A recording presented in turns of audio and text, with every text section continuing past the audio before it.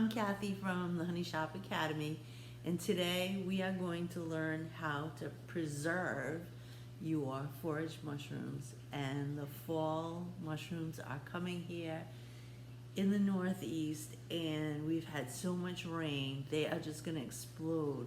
And when you start to find all these mushrooms, these honey mushrooms and hen of the woods, there's like so many pounds of mushrooms, and you wonder, what am I going to do with all these mushrooms? So let me show you how to properly dry them so they're going to be like a forever food for you. They're always going to be there, ready to add to your soups and your stews and rehydrate and add to any stir fry or food that you want. Maitake mushrooms are so super nutritious. They're all protein.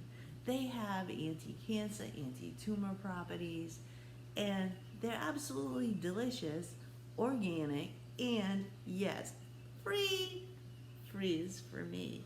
So anyway, without further ado, let's get into it. Now you can see this is my little area where I have all my mushrooms stored. So here are my senoritas. Look at these little silica packets. They're food grade silica packets. They are going to absolutely save your storage, because what happens is every time you open up your jar, you're adding just a little bit more moisture.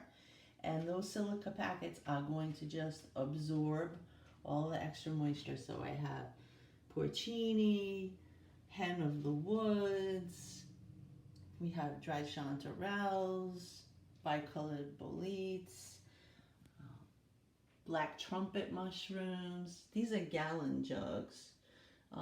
And I just love this because I just come in here and grab whatever I want, and I know that this is going to be great for a really, really long time. So let's start with when you want to get those mushrooms home and you want to start processing them. So the first thing is, don't put your mushrooms under water to wash them. They will turn into like goopy, they're like sponges, they will absorb all the water, and it's going to take you longer to dehydrate them. So brush them off and clean them that way, or maybe even like a damp paper towel and just kind of rub them. That's going to work just fine for you. Remember, you want the mushrooms to be the size that you would like to use when you're cooking. So don't make these big chunks of mushrooms, because that's probably not the way you're going to want to cook them. You want them to be the right size to go into your soup, stew, stir fry, whatever it is. Keep in mind that when it's dry, it's going to be about a third of the size that it was, which is super cool because you're consolidating the area that you need to store it, right? I don't need 100 pounds of mushrooms or 50 pounds of mushrooms or 40 pounds of mushrooms, but keep in mind that this year might be like a banner year and you have tons of hens, and the next 2 years might be like a drought and there's just not enough water and there's very little or zero mushrooms that are out to be had. So make hay while the sun shines. Get out there and get as many as you can and dry them and preserve them, and you will have them for a lifetime to enjoy with your food. Now I use a dehydrator. It has about 10 stainless steel racks inside, and I'm going to slice my mushrooms, like I said, the size that you're going to want to put in your soups and stews and foods. And you want to make sure that you're putting them absolutely single layer on that sheet, so that nobody is touching, no mushrooms are touching, and there's air that can circulate all the way around. So you don't want to put anything on top of each other. It's going to hinder the proper drying process. When you're drying, I usually dry at about 130 degrees, and you know, it's going to take a good 4, 5, 6 hours depending on the thickness of the mushroom. But here's the general rule. When you open it up and you grab your mushroom, it should snap like a potato chip.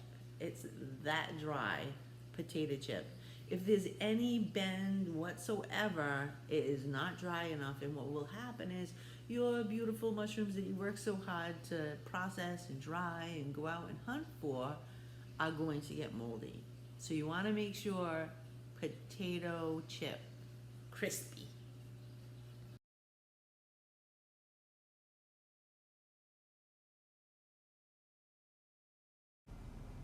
A stainless steel dehydrator is well worth the investment.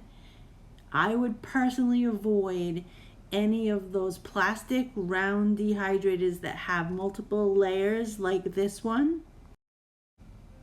I actually had one like this or similar to this product, and the elements actually malfunctioned and melted the plastic trays. So I'm lucky that it did not cause a fire.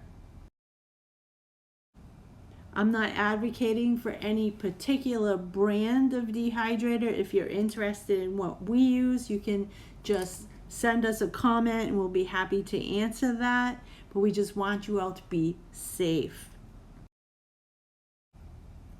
Here's a quick review of what we talked about today. I hope you enjoyed our video. Please like and subscribe to learn more about wild mushrooms, foraging, and a whole lot of new topics coming right your way if you're subscribed.